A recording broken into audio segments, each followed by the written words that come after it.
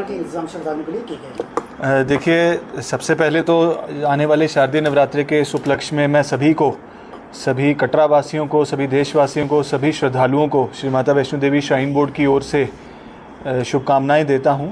और इनवाइट भी करना चाहता हूं, बिकॉज़ जैसा कि सभी लोगों को उम्मीद रहती है और इंतज़ार कर रहे होते हैं वो शारदीय नवरात्रों का, क्योंकि विशेष इंतज़ाम श्री माता वैष्णो देवी श्राइन बोर्ड की तरफ से किए जाते हैं। तो इस साल भी पिछले साल से या पिछले नवरात्रि से मैं कहूँगा आगे बढ़कर कुछ एडिशनल जो इनिशिएटिव्स हैं बोर्ड की तरफ से लिए जा रहे हैं। और सबसे पहले तो रेलवे स्टेशन पर एक नया यात्री पंजीकरण केंद्र, यात्रा रजिस्ट्रेशन काउंटर हम शुरू करने जा रहे हैं, जहां पर कल सुबह यानी कि 1 तारीख को 5 बजे से जो है पंजीकरण शुरू होगा और 8 डेडिकेटेड काउंटर्स वहां पर लगाए गए हैं, जिससे कि यात्रा पंजीकरण केंद्रों की कुल संख्या 39 से बढ़कर अब 47 होगी। तो कुल मिलाकर के 47 जगह पर जो यात्री हैं अपना पंजीकरण करा सकते हैं। रेल से आने वाले यात्रियों के लिए ये विशेष सुविधा रहेगी, ताकि वो तुरंत जैसे ही वो रेलवे स्टेशन से एग्ज़िट करें तो हमारा पंजीकरण केंद्र वहाँ है और वहाँ पर काउंटर्स के अलावा जो है वॉशरूम्स की जो सुविधा, पानी की सुविधा, वेटिंग की सुविधा और मदर्स के लिए भी एक स्पेशल रूम, एक डेडिकेटेड रूम तैयार किया गया है, ताकि किसी भी यात्री को कोई भी प्रकार की इनकन्वीनियंस ना हो, वो आराम से वहाँ पर विश्राम कर सकते हैं, पंजीकरण करवा के उसके बाद कटरा की ओर प्रस्थान करके यात्रा के लिए आगे निकल सकते हैं। तो ये जो डेडिकेटेड काउंटर है ये हमें कटरा शहर में भी डीकंजेशन में काफ़ी मदद करेगा, क्योंकि आप सभी लोग जानते हैं कि कटरा शहर में काफ़ी कतारें लगती थी पहले, और काफ़ी जो माध्यमों से हमें ये फीडबैक रहता था कि कैसे हम कतार संख्या के अंदर जो रुकने का जो समय है उसको कम कर सकें और वेटिंग टाइम को कैसे मिनिमाइज़ करें। उसी की दिशा में इस कदम को उठाया गया है और हमें उम्मीद है कि इस रजिस्ट्रेशन काउंटर के ऑपरेशनल होने से यात्रियों की कन्वीनियंस में काफ़ी वृद्धि होगी और हम किसी भी प्रकार की जो क्यूज़ हैं वो कटरा में इस बार नहीं देखेंगे इस नवरात्रों के उपलक्ष्य में। उसके अलावा सिक्योरिटी के लिहाज से एक इम्पॉर्टेंट फ़ीचर हम इस नवरात्रि से इंट्रोड्यूस करने जा रहे हैं, बल्कि कल से ही इंट्रोड्यूस करने जा रहे हैं, जिसके अंदर हम RFID कार्ड्स को रिप्लेस कर रहे हैं, क्योंकि RFID कार्ड्स एक सुरक्षा का बड़ा एक अहम माध्यम था हमारे लिए और जो 2 साल पहले बोर्ड ने इंट्रोड्यूस किया था, जिसके अंदर हर यात्री पंजीकरण के वक्त जब अपनी डिटेल शेयर करता है तो उसको एक कार्ड पहनाया जाता है, जिसके ज़रिए पूरे यात्रा मार्ग पर हम यात्री की ट्रैकिंग करते हैं और CCTV सर्वेलेंस से भी यात्रा मैनेजमेंट की जाती है। यात्रा कार्ड्स के अंदर सिक्योरिटी के लिहाज से भी जब रिव्यू किया गया तो ऐसा देखा गया कि कई जगह शायद पिल्फरेजेस थी, या शुरू में पायलट बेसिस पर जब कार्ड इंट्रोड्यूस हुए थे तो यात्रियों ने इग्नोरेंस की वजह से वो कार्ड्स वापस नहीं किए थे और काफ़ी सिक्योरिटी में इश्यूज़ हम फेस कर रहे थे। उसी डायरेक्शंस में आगे बढ़ते हुए माननीय उपराज्यपाल द्वारा इस मुद्दे को पूरी डिटेल में रिव्यू किया गया और उनकी कई लगातार विजिट्स भी हुई पिछले कुछ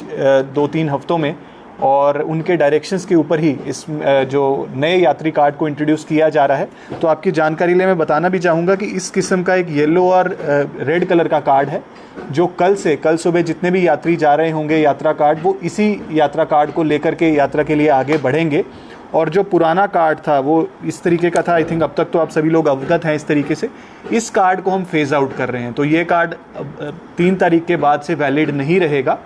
तो जो भी यात्री श्री माता वैष्णो देवी दर्शनों के लिए इस नवरात्रि आएंगे, मतलब 3 तारीख से, वो ये जो हमारा नया कार्ड है, इसी नए कार्ड के ज़रिए ही यात्रा का जो सफ़र है वो शुरू कर सकेंगे। पुराने कार्ड्स को हम फेज़ आउट कर रहे हैं। तो हमारी कोशिश यही है कि जो संख्या नंबर्स फिक्स्ड हैं, 50,000 की जो यात्रा सीलिंग है, उससे ज़्यादा यात्री किसी भी समय पर ट्रैक पर ना हो, और जो जोन वाइज भी हमने कैरिंग कैपेसिटीज़ डिफ़ाइन की हैं, उन कैरिंग कैपेसिटीज़ को भी स्ट्रिक्टली फॉलो किया जाएगा। तो इस सिक्योरिटी मेजर को इंट्रोड्यूस करना एक इम्पॉर्टेंट हमारा जो एजेंडा है इस शारदीय नवरात्रि का बोर्ड के डायरेक्शंस पर, उसको हम इस बार एक्टिवेट करने जा रहे हैं।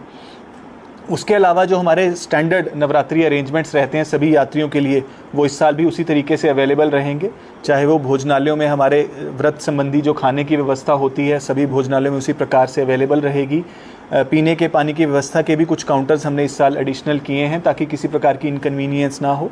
स्वच्छता की हमारी ड्राइव पिछले 2 हफ्ते से बरकरार है, जारी है, और हमारे जितने भी सीनियर ऑफिसर्स हैं सभी सेक्टर्स में, सभी जोन्स में दिन में और रात में इंस्पेक्शंस कर रहे हैं, ताकि जितनी भी यात्री संबंधी व्यवस्थाएं हैं, चाहे वो पीने के पानी की हो, टॉयलेट्स की साफ़ सफाई हो, लाइटिंग की व्यवस्था हो रात के समय में, उन सभी चीज़ों पर हम काम कर रहे हैं। जो वाइट वॉशिंग और फेस लिफ्टिंग का काम है वो भी तकरीबन मुकम्मल होने जा रहा है और आने वाले 2 दिनों में उसको कंप्लीट कर लिया जाएगा।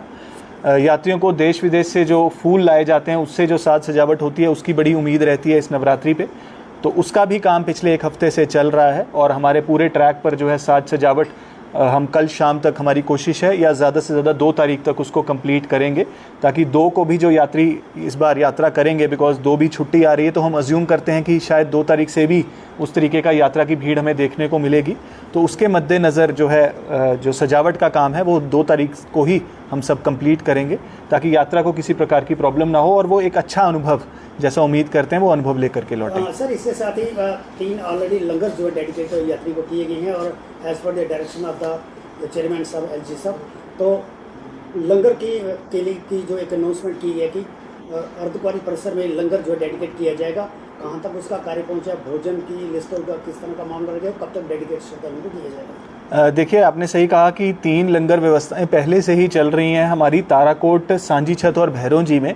और कुल मिलाकर के अगर हम देखें अमूमन 10 से 12 हज़ार यात्री निरंतर जो है इस लंगर सेवा का लाभ ले रहे हैं। और इसी दिशा में आगे बढ़ते हुए इस बार माननीय अध्यक्ष महोदय ने ये फैसला किया है कि अर्धकुंवारी में भी एक नई लंगर सेवा शुरू की जाए, क्योंकि अर्धकुंवारी एक बहुत ही मुख्य पड़ाव है। चाहे आप बाणगंगा के रास्ते सफ़र कर रहे हैं, चाहे आप ताराकोट के रास्ते सफ़र कर रहे हैं, किसी भी माध्यम से सफ़र कर रहे हैं, तो अर्धकुंवारी जो है एक इम्पॉर्टेंट जंक्शन रहता है, जहां लोग शायद कई बार पवित्र गर्भजून गुफा के दर्शन के लिए भी इंतज़ार कर रहे होते हैं। तो उस पॉइंट पर एक नया जो लंगर सेवा है उसको हम शुरू कर रहे हैं। उसका काम जो है वो जो सिविल कंस्ट्रक्शन पार्ट है वो सारा काम कंप्लीट कर लिया जा चुका है और 3 तारीख सुबह से पवित्र पहली नवरात्रि के पवित्र दिन पर उसकी हम शुरुआत करेंगे। और जो हमारी नई बिल्डिंग शीतला भवन के नाम से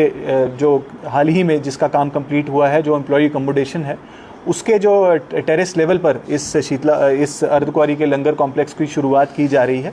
और हमें उम्मीद है कि यात्रियों की तरफ से हमारे स्टाफ को भी प्रोत्साहन मिलेगा इस नए इनिशिएटिव के लिए। और भैरोंजी के लंगर की तर्ज पर 2 शिफ्ट्स में ये लंगर अवेलेबल होगा, सुबह 7 बजे से लेकर दोपहर 3 बजे तक और शाम 4 बजे से रात के 12 बजे तक। तो इन 2 शिफ्ट्स में जो है लंगर निःशुल्क जैसे पहले उपलब्ध रहता है वैसे ही सभी यात्रियों के लिए उपलब्ध रहेगा। जी, नवरात्रों में आने वाले श्रद्धालु अक्सर भीड़ ज़्यादा दिनों में नवरात्रों में रहती है। भवन पर किसी भी तरह का भीड़ को लेकर प्रवास ना हो, मैनेजमेंट पूरी तरह से देख रहे, किस तरह के अरेंजमेंट किए थे यात्री बड़े आराम से मांगे दर्शन कर सकें? देखिए, सिक्योरिटी रिव्यू की काफ़ी डिटेल्ड मीटिंग्स पहले भी हुई हैं। इनफैक्ट माननीय उपराज्यपाल ने भी 2 सिक्योरिटी रिव्यू मीटिंग्स खुद चेयर की हैं, कटरा को लेकर के, श्राइन की सेफ्टी को लेकर के, और बहुत सारा एक डिटेल्ड एक्शन प्लान मैं कहूँगा जिसको हम अंजाम आज दे रहे हैं, जिसके अंदर बहुत सारे शॉर्ट टर्म मेजर्स थे। यात्रा पे बहुत सारे ऐसे पॉइंट्स थे ट्रैक पर जिनको प्लग किया गया है ताकि कोई भी outside element without due verification या जिनको हम कहेंगे अनऑथोराइज्ड एक्सेस के कोई भी पॉइंट्स ना रहें, और सिर्फ फूल प्रूफ जो यात्री रजिस्टर्ड है, RFID कार्ड जिसके पास है वही यात्रा के लिए आगे बढ़े। तो उसके लिए हमने काफ़ी काम पिछले 2 महीनों में किया है और वो काम कंप्लीट किया जा चुका है। सिक्योरिटी इक्विपमेंट ऑगमेंटेशन के लिए कहीं कहीं एक्सरे बैगेज स्कैनर्स को ऑगमेंट करने की बात थी या पुराने एक्सरे बैगेज स्कैनर्स को ठीक करवाने की बात थी, उसके दिशा में भी हम काफ़ी आगे बढ़ चुके हैं और आने वाले कुछ दिनों में उसके अंदर भी हम इम्प्रूवमेंट्स देखेंगे। एक नया CCTV सर्विलेंस ग्रिड जिसके अंदर एक integrated control and command centre रहेगा और बहुत सारे वीडियो एनालिटिक्स के फीचर्स रहेंगे थे क्राउड मैनेजमेंट के लिए, उसके भी टेंडरिंग प्रक्रिया हमने तकरीबन पूरी कर ली है और अगले कुछ महीनों में हम देखेंगे कि वो भी जो है इन फोर्स रहेगा। उसके अलावा जो रूटीन सिक्योरिटी मेजर्स रहते हैं, जैसे कि एक बीट सिस्टम हमारा जो भवन पे एक्टिवेटेड रहता है ताकि नियंत्रित भीड़ ही माँ वैष्णो देवी के दर्शनों के लिए जाए, और एक सर्कुलर फ्लो ऑफ पिलग्रिम्स हम भवन पर मेंटेन करें, उसके लिए CRPF, पुलिस और आर्मी के साथ जो कोऑर्डिनेशन मीटिंग्स वो हो चुकी हैं। और SDM साहब की डायरेक्शंस पर एक बीट सिस्टम जैसा मैंने कहा, तो उसके लिए भी बाय नेम जो डिप्लॉयमेंट्स हैं वो आज या कल में इशू होनी शुरू होंगी। कटरा के अंदर जो क्राउड मैनेजमेंट है वो भी हमारे लिए बड़ा इंपॉर्टेंट रहता है, क्योंकि हमें उम्मीद रहती है कि ज़्यादा से ज़्यादा संख्या में श्रद्धालु आएंगे और लिमिटेड नंबर्स में ही ऊपर जा सकते हैं। तो कटरा में क्राउड मैनेजमेंट के लिए चाहे वो ट्रैफिक की टीम्स रहें या पुलिस की टीम्स रहें या बोर्ड के सहायक रहें, हम सभी का एक जॉइंट जो टीम्स हैं वो इन प्लेस रहेंगी। और ट्रैफिक मैनेजमेंट, चाहे वो न्यू बस स्टैंड पर डाइवर्शंस की बात हो, चाहे बाणगंगा रोड के ऊपर डाइवर्शंस की बात हो कि कैसे पैदल यात्रियों को किसी प्रकार की इनकन्वीनियंस ना रहे, तो उसके ऊपर हमारी टीम काम कर रही है। बाणगंगा जो दर्शनी ड्यूटी है वहाँ पर भी हमारा एक नया जो है क्यू कॉम्प्लेक्स, उसकी भी तैयारी चल रही है, जिसके अंदर पहले हम देखते थे कि गर्मी में या बारिश के दिनों में यात्रियों को वेट करने में काफ़ी इनकन्वीनियंस होती थी, तो उस क्यू कॉम्प्लेक्स का भी 50% काम कंप्लीट हो चुका है। तो जितने भी लोग उस ग्राउंड फ्लोर पे वेट कर रहे होंगे उनको इस प्रकार की कोई इनकन्वीनियंस इस नवरात्रि में नहीं होगी। और RFID कार्ड्स की जो फ्रिस्किंग है और उसकी जो चेकिंग है उसको भी हम इम्प्रूव करने के लिए एडिशनल हैंड स्कैनर्स इस बार दे रहे हैं, ताकि कम से कम समय में स्कैन होकर यात्री अपने भवन की तरफ आगे बढ़ सके। श्रद्धालुओं को बैटरी कार तो निःशुल्क उपलब्ध हो रही है, क्या पिछली नवरात्रों की तर्ज पर उन्हें नीचे से घोड़ा भी मिलेगा? देखिए, ऐसा है कि दिव्यांग श्रद्धालुओं के लिए कई जो है सिक्योरिटी मेजर्स को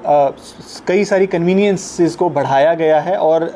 हर साल या हर नवरात्रि पर कुछ एडिशनल मेजर्स बोर्ड की तरफ से लिए जाते हैं। और इस साल जैसा आपने फरमाया कि अब दिव्यांग श्रद्धालुओं के लिए बैटरी कार सुविधा पूरा साल निःशुल्क बोर्ड की तरफ से अवेलेबल है। और साथ ही साथ एक विशेष हेल्प डेस्क नवरात्रि में सेटअप किया जाता है इन श्रद्धालुओं के लिए, जो हर नवरात्रि की तरह इस साल भी निहारिका में भी एक विशेष हेल्प डेस्क और भवन पर भी इसी तरीके का हेल्प डेस्क रहेगा, जो सभी तरह की सेवाएं यात्री दिव्यांग श्रद्धालुओं को प्रायोरिटी पर और निःशुल्क देने की हमारी जो कमिटमेंट है बोर्ड की वो इस नवरात्रि में भी कायम रहेगी। और प्रायोरिटी दर्शन्स के लिए भी एक विशेष टीम हमारी भवन पर रहेगी, ताकि ऐसे हमारे श्रद्धालुओं को किसी प्रकार की इनकन्वीनियंस ना हो। सर, नवरात्रों में जो सीनियर सिटीजन चाहे कोई बीमार यात्री अगर आता है ऑन स्पॉट उसको फैसिलिटीज चाहे चौकर की बैटरी कार सर्विस के भवन पर रहने की, उनके लिए किस तरह की व्यवस्था रहेगी? देखिए, सीनियर सिटीजन्स के लिए एक विशेष कोटा जो है हमारी ऑनलाइन सर्विसेज में पिछले 2 महीने से एप्लीकेबल है, चाहे वो बैटरी कार की सुविधाएं हों चाहे वो रोपवे की सुविधाएं हों। तो इसके अंदर सीनियर सिटीजन्स और दिव्यांग दोनों किस्म के श्रद्धालु जो हैं वो कवर्ड हैं और उन सभी को जो है प्रायोरिटी सर्विसेज ऑन स्पॉट भी हमारे काउंटर मैनेजमेंट सिस्टम से अवेलेबल रहेंगी। इसके अलावा हेल्थ केयर ऑगमेंटेशन के लिए बोर्ड ने एक छोटा सा कदम पिछले कुछ महीनों में लिया है, जिसके अंदर हमारे सभी जो हेल्थ सेंटर्स हैं उसके अंदर हेल्थ ATMs लगाए गए हैं एक CSR इनिशिएटिव के थ्रू। और जो हमारे सीनियर सिटीजन्स हैं या मेडिकली जो समझता हूँ थोड़े से लोग अनफिट रहते हैं या परेशानियाँ जिनको रहती हैं, उनके लिए ये सुविधाएं काफ़ी हेल्पफुल रहेंगी। और हमारे सारे हेल्थ ATMs को हमारे नारायणा हॉस्पिटल के साथ कनेक्ट किया गया है, ताकि रेफरल्स जो हैं वो बिल्कुल सीमलेस हों। और अगर किसी को कोई परेशानी आती है और हमारे मेडिकल सेंटर पे वो रिपोर्ट करता है तो उसको भी सुपर स्पेशलिस्ट हैं हमारे हॉस्पिटल में, उनकी जो सर्विसेज हैं वो ऑन कॉल अवेलेबल रहेंगी, वीडियो कॉल के ज़रिए अवेलेबल रहेंगी। सर, कटरा के जो स्थानीय लोग हैं, एक बार आप पहले बताया गया जो रेगुलर जाने वाला है माता वैष्णो देवी, जो उसको आधार कार्ड दिखाकर जो है वो वहाँ पे VIP दर्शन को होंगे, उस पर थोड़ा सा बताएं।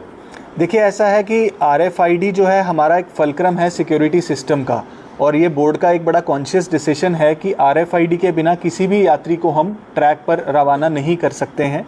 हाउएवर, जैसा आपने फरमाया, ये सजेशन पहले भी आया था कि बहुत सारे हमारे फ्रीक्वेंट विजिटर्स हैं या खास करके कटरा के बड़े स्थानीय निवासी हैं जो कोई हर हफ्ते या हर महीने माँ वैष्णो देवी के दर्शनों के लिए जाते हैं। तो हमारी जो RFID की टीम है उससे हमारी इससे बातचीत चल रही है कि नए कार्ड्स के अंदर कैसे हम उनके लिए कुछ डेडिकेटेड कार्ड्स का फीचर इंट्रोड्यूस कर सकते हैं, उसके ऊपर हम काम करेंगे ताकि उनको कतारों में ना लगना पड़े और उनके लिए ये जो है कन्वीनियंस का फीचर हम ऐड ऑन कर सकें। ठीक है जी, थैंक यू।